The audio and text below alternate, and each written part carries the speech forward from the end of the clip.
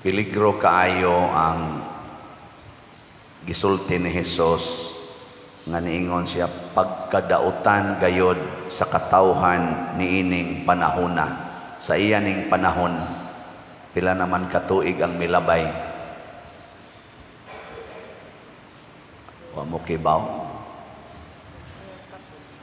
Kani ba pagsulti niya ani unsa man tong mga tuiga? Mamoy klaro dahil. Mga tuig 33 na kaning atong Gregorian calendar gibase man ni sa pagkatao ni Hesus nya mga 30, 33 kutob yang edad mao man ni ang iyang pagwali niya pagsulti niya nga pagkadautan sa mga katawhan ining panahon na mga 33 years old siya ato more or less or 32 so year 32 or 34 33 karong panahon na ug buhi pa si Kristo ug nia pa siya karon unsa kay iyang isulti moingon ka siya pagkabuutan na sa katawhan ining panahon na di ka na be lingi ay mong tupad ing na zaman dautan ka o buutan ang utan ba kay dugay-dugay na magito niyang gisulti ambot og ang iya kang isulti karon moingon ba ka siya pagkabuutan pagkabalaan sa mga katawhan ining panahon na kung kamoy patandion panahon ni Kristo o karon hay may mas buutan katong panahon niya o karon panahon niya maayo kaya nahibaw mo pero katong panahon niya gilansang biya si Kristo sa krus gilansang oy karon sa inyong paminaw ug buhi pas Kristo ilansang ka o dili gi-assassinate, gipusil siguro. Ito na lansang pa man to karon gi-assassinate na siguro. Nganong nahimo mang dautan ang katawhan sa panahon ni Hesus tungod kay matod pa ni Hesus nangayo mog milagro. Kining pagpangayog milagro or signs sa presensya sa Ginoo or sa pag-uyon sa Ginoo sa atong kinabuhi mao ni makapahimo natong dautan makapahimo natong yawanon muna ayaw pangayo og milagro gilingay mong tupad na ganahan kag milagro karon ra bang panahon na dayon ra batag murabag ma-ignite kay ba madasig og maayo basta naanay milagro ano ko mga milagro sa makita nato nga ang mga wheelchair ibilin, ang mga crutches ibilin, ang mga taong giyawaan mo kalitlag kabuutan, kay nawagtang ang yawa, ang mga stage 4 cancer free na, ganahan kita na, mga birhin nga muhilak, mga birhin nga mutubo, mga dancing sun, inana, ganahan kita na. Anha kita murag matandog, anha ta diha murag mo focus og maayo nga naagyoy Ginoo kay niya ni siya. Posible man sad. Tinuod man sad na siya tingali. Pero kung anha na ta mo focus unya magsige na tagpangayo os Ginoo ni ana mahimo gitang dautan. Unsa may gusto ni Kristo iyang gimension ang milagro nga gihimos Ginoo ni propeta Jonas or Jonas.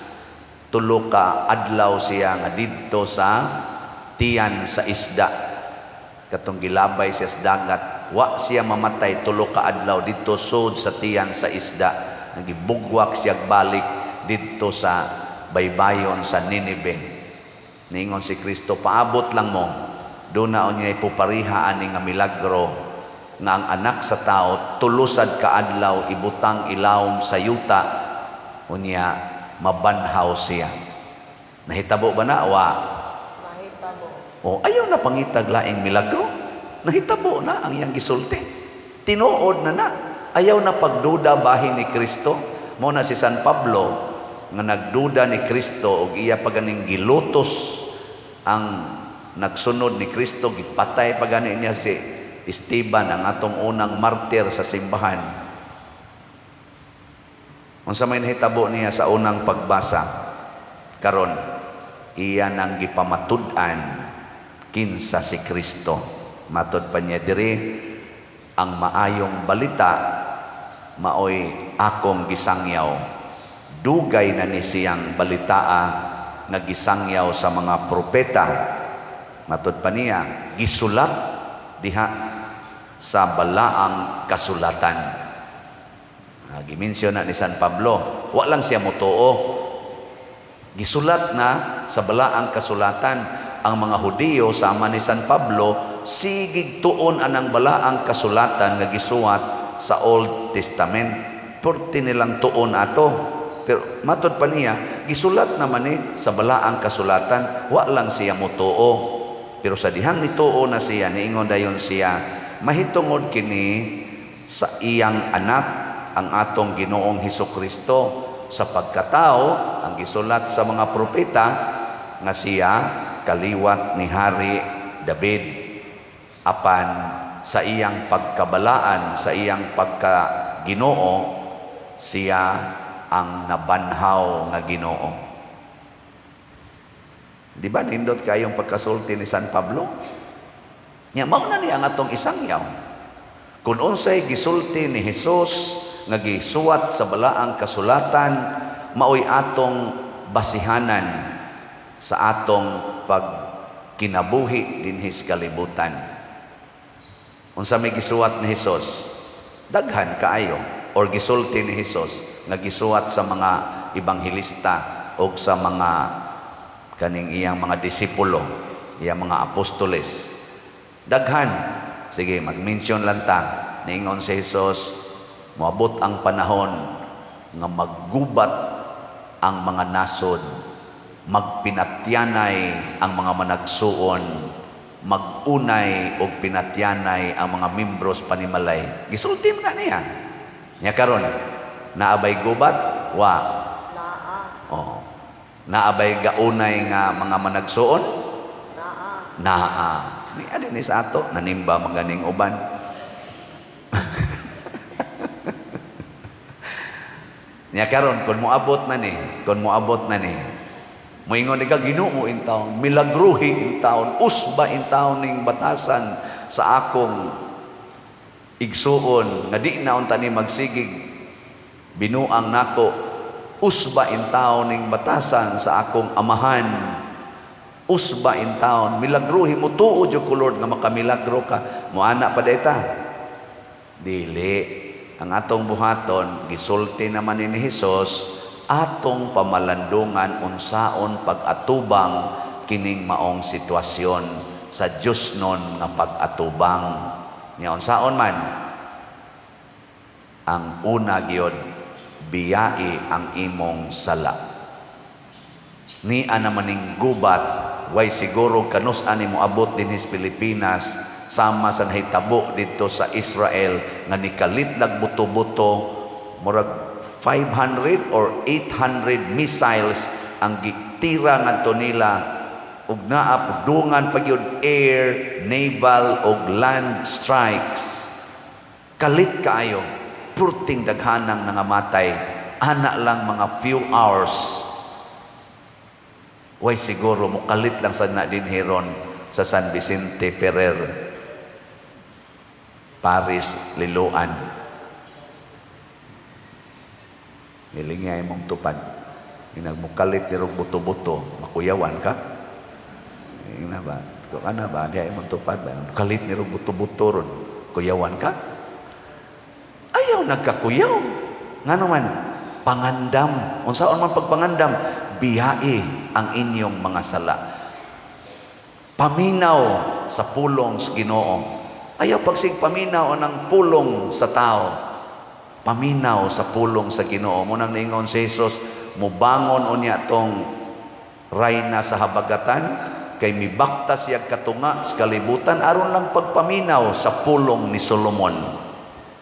Pero ni ay pulong dinhi nga labaw pas kang Solomon, kaning atong New Testament, labi na ng Gospels o kanang mga letters, mauna na ang mga pulong o buhat ni Kristo.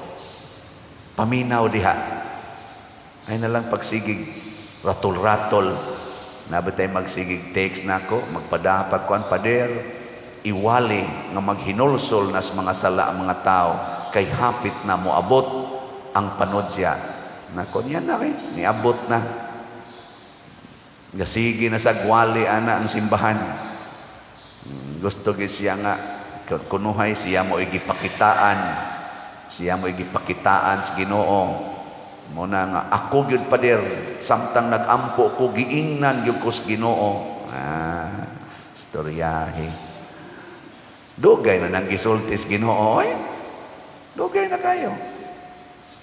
Gisuhat na nas Bible, mutuo na lang ta ana. Sige, lingay mong tupad na kanusa ka katapusang naghinulsol. Kanang imong pagkalibakira, kanang imong pagkabakakon, kanang imong pagkamalaw-ayon, kanang imong pagka-autocratic, kanang imong pagka-domineering, kanang imong pagkadaling mamalikas, kanusa ka katapusang naghinulsol.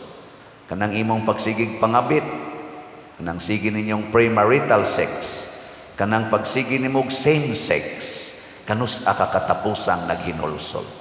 Kanang imong kahakog, siging pangilog kanang yuta, hastang yuta nga gisimintos gobyerno kanang karsada, ilogon pa, parkingan pas imong sakyanan, kanusa ka katapusang naghinulsol. Kanang siging linibakay aning mga politicians, siging dinautay bisag managkaliwat o managhigala kaniadto panahos eleksyon, dinautay to the max, kanusa ka katapusang naghinulsol. Kanang sige nimong palaygit, sige nimong inom anang pills, sige pang abortion, kanusa ka katapusang naghinulsol. Kining siging pangwarta, hastang kulikta, kwartahon pa, kanusa ka katapusang naghinulsol. Kana musudya unya kaninyo matud pa ni Hesus ang taga Ninive kaysa pagwali ni Jonas ang tanan naghinulsol sila mga sala hasta pang ilang hari. Pero kamo sige mugbasa anang Bible, apil na kang paria ka. Kani bang nagwali ba? Wa ka naghinulsol. Kana mabitay kani bang kasing-kasing sa tao kung butang nga Ginoo, makaingon gyud ka nga imposible. Usbon ako ang mga kababalaghan, inspirasyon sa Ginoo nga mamaligya tag slots. Tungod ining atong sigig baligyag slots sugod atong mga August 2020 hangtod karon, ang tawag na sa mga tao nako, Father Slut. Ang akong Fathersiano, di na kayo sikat. Father Slut. Inikita na mo, ipapicture, Father Slut. Nako. Ikita na mo, bisag asa ko, picture, Father. Palitag slut ha. Nako. Stilano, na-attach na gid sa akong naong ang slut. Hangtod, magsige na sila ingon, ang naong ni Father, murag slut. Kaya ang iyang ilong, pislat. Ano, no? Okay lang. Pero tanawa ragod ang nahitabo karon. Unsay nahitabo sa atong parokya, unsay na contribute nato sa Archdiocese in 4-year time. Makaingon ta, basta di ay ang Ginoo mo'y musugo, grabe kaayo ang resulta. Anong nagduko man lang mo? Awa mo to sa Ginoo ni?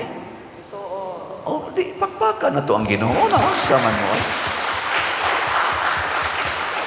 Katanawa, katulang akong giingon nga ni ay ni biyahe og alas 3 kaadlawon gikan sa ila sakay barko abot dirig mga alas 9 balik lang sa ngadto kay naghatod ra gyud sa disap nga 2 slots. Tagpila ang slots sa atong disap? 500,000. Naghatod og 2 ka slots. Nya balik ra pud siya dito. Gada siya ato kay way bangko dito sa ila nga iyang ma-deposituhan. Ang iyang actual na investment slot iyang gihatod. Igpapalit to nilang sakyanan. Pero iyang gihatod dire. Kay giuna niya ang panginahanglan sa simbahan. Gidasig, naminaw sa pulong sa Ginoo. Wa siya mangitag milagro. Naghimo siya milagro. Ang pulong sa Ginoo nga diha niya, naghimog milagro. Maglingo-lingo ko lagi pagsakay niya nga to sa balhabal, padong na uli. Nagtutok ko niya. Anak ko na, Ginoo, din ama ni ordinaryo. May lang untag ni hato diri og 2,000. May lang unta. Di ba? Pero nasyak sa ko pagkagabi, last night, na ay nag-text na ko, Father, mupalit na sa kog additional 6 slots sa disam. Anak. Ibaw mo kinsa ni siya. Kadtong nipalit og 14 slots nga disam. Iya ko nung kompletohong 20. Ni anak ko, naunsa naman ka? Ni siya, Father, ang Ginoo, doon na gid siya yung mga pulong nga musulti nato. I hope magpadayon ka sa imong pagsangyaw o sa pagbuhat sa sugo sa Ginoo. Kay daghan pag ipabuhat ang Ginoo nimo. Nako, di pa tingali ko patyon. Pero di sa kumutuon niya. Pero kitang tanan, gisugo kita sa Ginoo. Ako siyang giingnan ako. Aning dapita, di jud ko maluya sa pagtuman sa sugo sa Ginoo. Kay usakas nakadasig nako, kay di nako katuo aning imong gibuhat. Utro sad ka nagigamit sa Ginoo in material way. Pero di sa nimo gawas ning iyang material nga gihatag nato kaning financial, tiaw mo bunay 20 slots sa disap ang iyang gi-share nato. Di sa nimo gawas kun wa pa mag-ulbo-ulbo ang kainit sa pulong sa Ginoo diha siyang kasing-kasing. Mo nang aningon si Jesus, mas importante nga mutuo mo sa akong mga pulong ug sa mga milagro nga nasuwat diha sa balaang kasulatan. Ay namo pangitag laing milagro.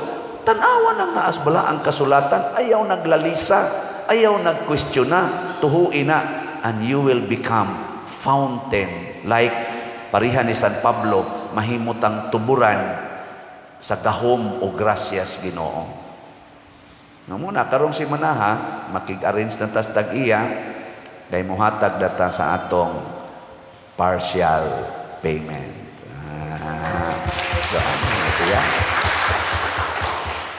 Diri sa ini ari gahapon, ingon siya, Pader, siguroon lang gini nako, Pader, kaya di rabasan ni ako ni, PL ra di sila nako. Unsa man jay kasiguruan na mabalik gining investment. Nako, maghimo man tag kulumbari. Unyag di madayon ang kulumbari, Pader.